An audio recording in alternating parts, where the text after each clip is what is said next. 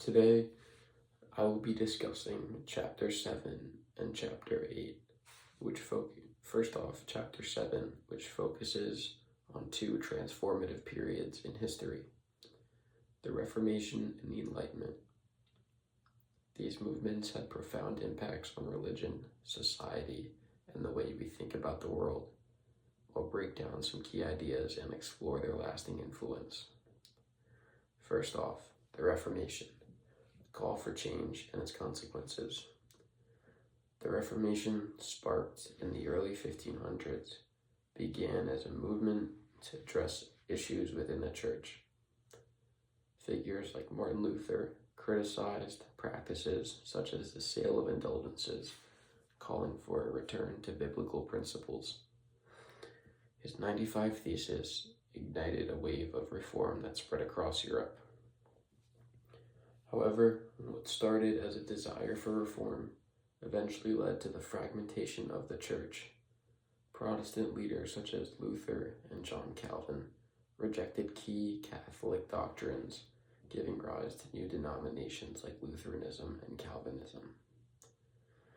This shattered the religious unity that had defined Europe for centuries. One aspect I found especially interesting was the church's response through the Counter-Reformation. The church sought to address its shortcomings while reaffirming its core teachings. The Council of Trent played a major role in this, clarifying doctrine, improving education for clergy, and emphasizing discipline. This period of reform wasn't just about reacting, it was about rediscovering the church's identity. To me, this reflects the church's ability to adapt and respond during times of crisis. For instance, in modern times, we've seen similar efforts in response to societal challenges, such as addressing abuse scandals or navigating debates around tradition and progress.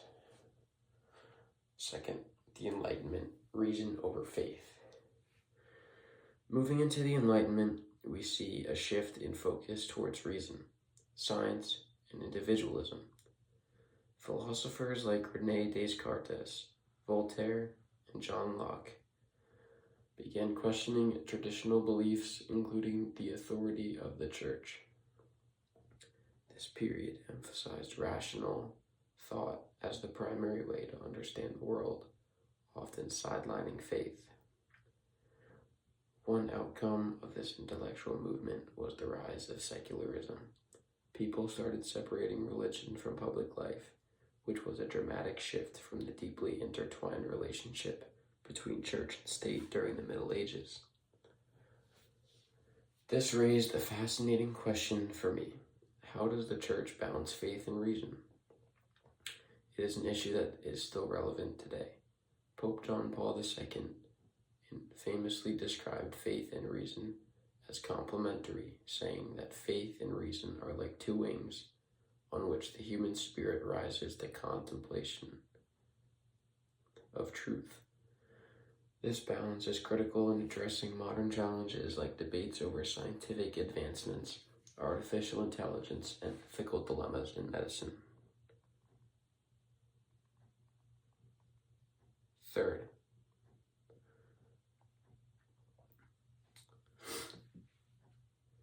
the First Vatican Council and Papal Infallibility. In 1869, the Church convened the First Vatican Council to address the challenges of modernity, including secularism and the rise of new philosophies.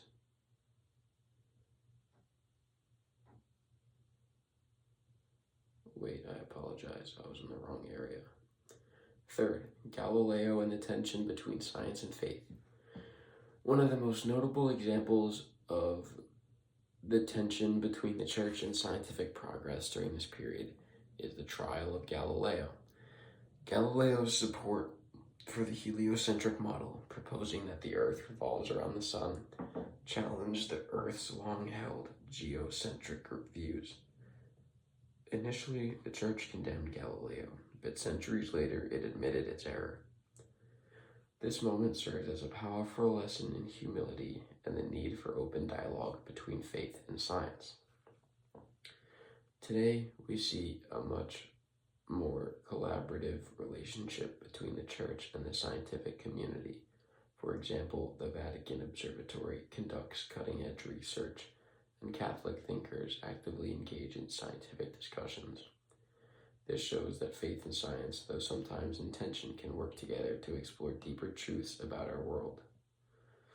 Now we'll shift into Chapter 8, which explores the church during the 19th century, a time of change, revolutions, and industrialization, and political upheaval, reshaping society, presenting new challenges and opportunities for the church. In this chapter, 3 key themes stood out to me, which I will explore in detail. The Industrial Revolution and the church's role in societal justice. The Industrial Revolution transformed economies and societies in ways that had never been done before. People moved from rural areas to cities, factories replaced farms, and new technologies reshaped daily life. However, these changes brought significant problems, such as poor working conditions, long hours, and exploitation of workers, including children. In response, the church stepped in to defend the dignity of workers and address these injustices. Pope Leo XIII's encyclical Rerum Novarum, written in 1891, became the cornerstone of Catholic social teaching. This document emphasized the importance of fair wages, the right to form unions, and moral responsibility of employers to treat workers with respect. What struck me about this was how the church became a voice for justice during a time of economic and social upheaval. It wasn't just about charity, it was about advocating for systemic change. This reminds me of Catholic organizations today like Catholic Relief Services, which continue to fight for economic justice and human dignity worldwide. Political revolutions and the church's loss of power. The 19th century was also marked by political revolutions that reshaped nations and governments.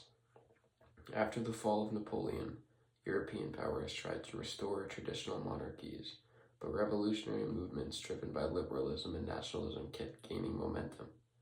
One significant example was the unification of Italy, which resulted in the loss of papal states. For centuries, this event stripped him of temporal power.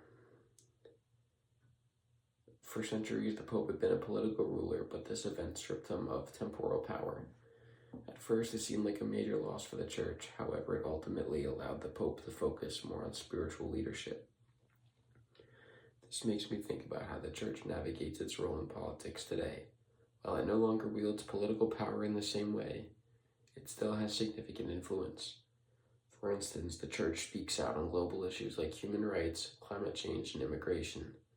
It's a delicate balance between engaging with the world and staying true to its spiritual mission. The First Vatican Council and Papal Infallibility. In 1869, the Church convened the First Vatican Council to address the challenges of modernity, including secularism and the rise of new philosophies. One of the most significant outcomes of this council was the definition of papal infallibility. The doctrine states that when the Pope makes an official proclamation on matters of faith or morals, he is protected from error by the Holy Spirit.